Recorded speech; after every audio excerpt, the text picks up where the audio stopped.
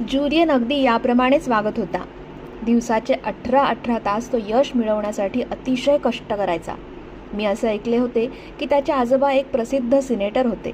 वडील फेडरल कोर्टात न्यायाधीश होते. ह्या पार्श्वभूमीवर ज्युलियन लहानपणापासून अगदी श्रीमंतीत वाढला. साहजिकच सर्वांच्या त्याच्याबद्दलच्या अपेक्षाही उंचावल्या होत्या.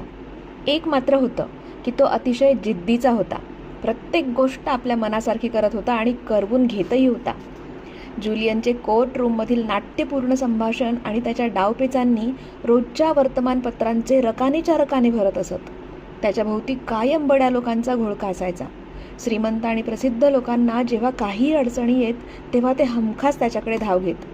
कोर्टाबाहेरील जीवनातही तो बराच शौकीन होता. पुष्कळदा रात्री उशिरापर्यंत शहरातल्या एखाद्या पंचतारांकित हॉटेलमध्ये तो एखाद्या सुंदर फॅशनेबल मॉडेलबरोबर मद्य पीत बसलेला दिसे. ज्युलियनने त्याच्या एका अतिशय महत्त्वपूर्ण खुनाच्या केसमध्ये माझी मदतनीस म्हणून निवड त्या वर्षी कशी काय केली कोण जाणे.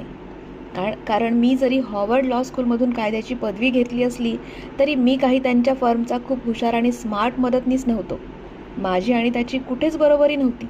माझे घराणे त्याच्यासारखे उच्च वर्गातले नव्हते. समुद्रावर काही वर्ष नोकरी केल्यावर माझे वडील एका खाजगी बँकेत साधे सुरक्षारक्षक म्हणून काम करत होते आणि माझी आई झोपडपट्टीत गुंड लोकांच्या वस्तीत लहानाची मोठी झाली.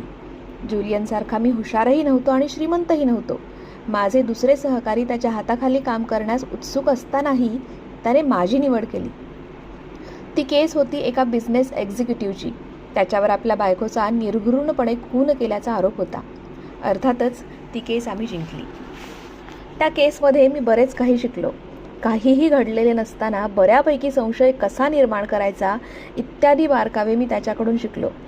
हा कायदेपंडित ही केस कशी चालवतो हे त्याच्या हाताखाली काम करून जवळून पाहायला मिळणे ही दुर्मिळ संधी मला मिळाली होती आणि त्या संधीचं मी पुरेपूर सोनं केलं.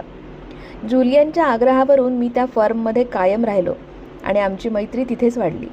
ज्युलियनच्या हाताखाली काम करणे ही साधी बाब नव्हती. कधीकधी मी खूप वैतागायचो. पुष्कळदा रात्री उशिरापर्यंत थांबायला लावून तो माझी खूप खरडपट्टी पण काढायचा. अर्थात त्याच्या कामाची ती पद्धतच होती. तो अतिशय शिस्तप्रिय होता, पण ह्या कडक कवचामागे एक मृदू मनही होते. तो त्याच्या माणसांची खूप काळजी घ्यायचा. कितीही कामात असला तरीही माझ्या बायकोची, जेनीची चौकशी करायचा. घरच्यांचीही चौकशी करायचा.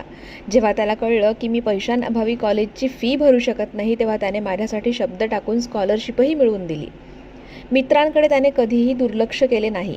तो अगदी झपाटल्यासारखा काम करायचा. त्याचा त्रास त्याच्या हाताखालच्या लोकांना होत असे. त्याच्या